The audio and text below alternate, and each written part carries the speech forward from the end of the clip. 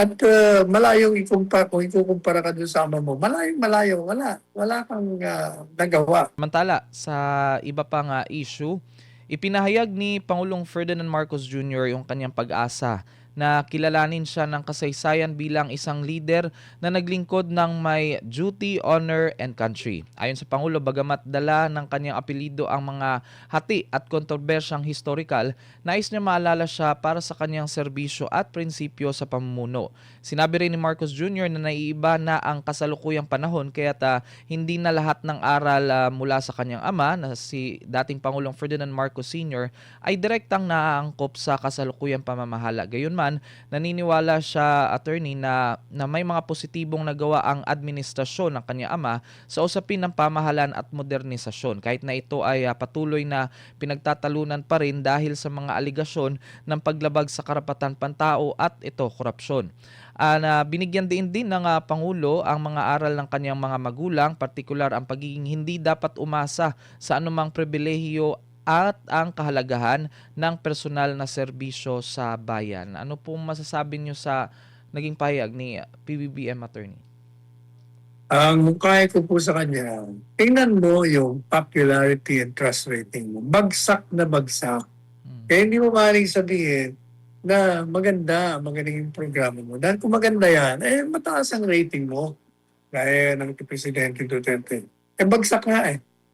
At malayong kung ikukumpara ka dun sa ama mo, malayong malayo, wala kang nagawa. Otherwise,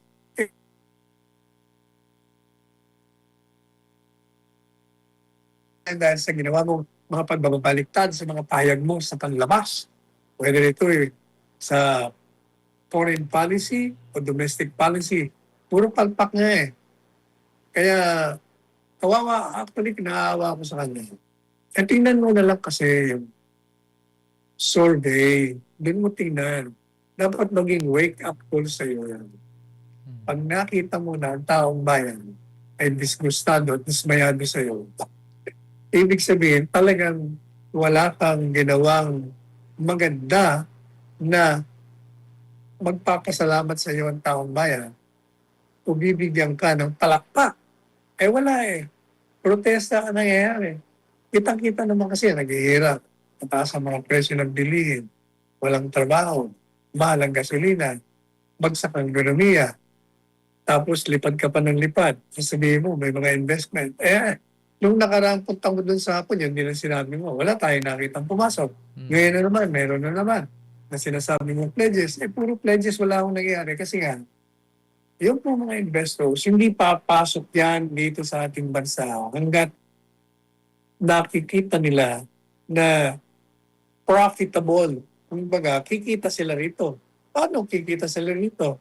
Kung mismong peace and order situation, hindi na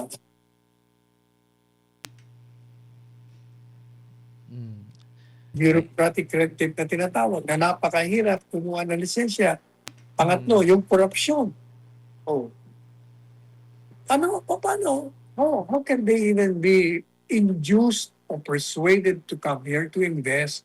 Kailangan kasi yung environment mo o yung kalakaran sa kapaligiran mo, kung gusto mong pumasok, mag-invest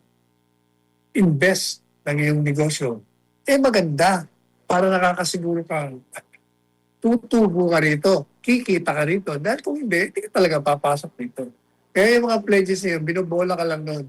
Yan bilang kortesiya lang sa'yo dahil nagpunta ka ron na hindi dapat. Ayun, maraming salamat po Attorney Sal. Samantala sa iba pang issue, sinabi rin ni Pangulong Ferdinand Marcos Jr. na hindi niya itinuturing na pagkakamali ang pakikipag-alyansa kay Vice President Sara Duterte noong 2022 elections dahil pareho umano sila noon ng pananaw sa mga reformang kailangang gawin sa gobyerno. Gayunman, inamin niya nga ikinababahala niya ang posibilidad na mabawi o mabaliktad ang kanyang mga programa at polisiya kung si VP Sara ang maging susunod na Pangulo. Ayon kay Marcos Jr., mahalaga ang continuity o pagpapatuloy ng mga reforma upang mapalakas ang mga institusyon ng pamahalaan at maisulong ang pambansang kaunlaran. At binigyan din niya attorney na madaling maantala o masira ang mga reformang sinimulan ng kanyang kasalukuyang administrasyon kung hindi ito ipagpapatuloy ng susunod na leader.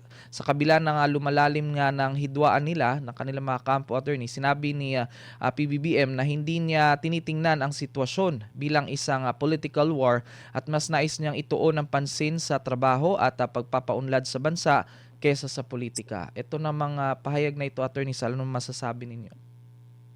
Unang-una, tama siya na hindi siya nagkamali magpag-alyansa. Mm. Dahil kung hindi siya nagpag-alyansa, hindi siya mananalo. Yan, that's number one.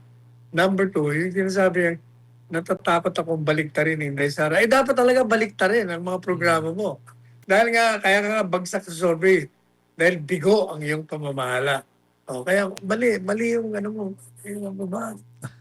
Kawawa ka naman. At yung sinasabi niya na gusto niyang mailagay sa kasaysayan na siya isang presidente na tumugon. Naku, hindi mo mangyayari yan. Maniwala ka, Mr. President. Isusulat ka sa kasaysayan na bigong-bigo ang iyong pamamahala at ikaw siguro ang lalabas na bagsak failure ng presidente ng bansa. Hmm. Pero Attorney Sal, makakabawi pa kaya siya? Meron pa naman siyang panahon. Like mga 1 year or 2 taon ata. Yun kung mangyayari lang yun. Kung unang-una, pagkakamali niya. Pangalawa, kailangan tanggalin niya yung mga tiwali. Ang problema, ang nilalagay niya mga tiwali. Yung iba nga, umaalis na lang dahil ayaw madamay sa kanya. Pangatlo, yung mga programa niya. Dapat yung makakatulong sa bayan, kung hindi, nagiging daan lamang upang nakawan ng kaban ng bayan ng kanyang mga kaalyado.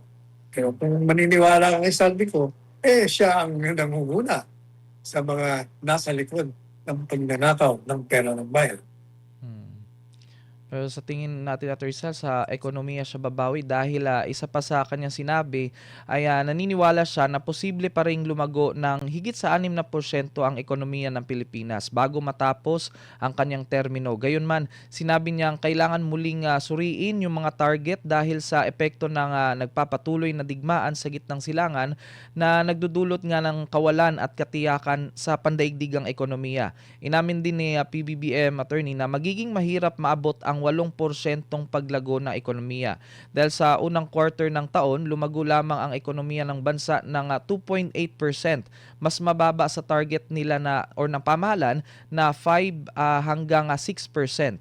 Iniuugnay ito sa epekto ng digmaan sa Middle East at paghina ng kumpiyansa ng mga mamumuhunan, bunsod nga ng kontrobersya sa umano'y multibilyong pisong flood control scam, Attorney Sal.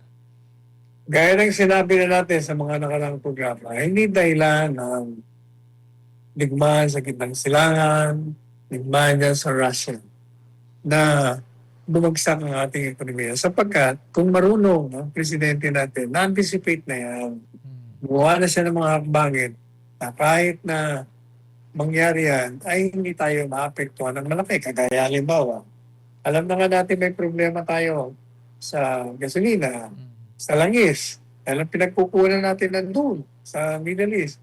Dapat nag-angkat na tayo ng marami para hindi tayo naapektuhan. Pangalawa, yung sa ekonomiya natin, titingnan mo na yung ekonomiya kasi kasama doon yung investment galing sa labas. Kung kulang mga investor lokal, talagang manghihikaya tayo. Ang problema nga, hindi mo tinanggal ang mga negatibong kalakaran na mag-uudyok sa kanila na pumunta rito. Yung peace and order mo, yung bureaucracy mo, yung corruption mo, yung infrastructure mo, puro negatibo . Hindi sila mahihikayat talagang pumunta rito. Kaya tayo bagsak.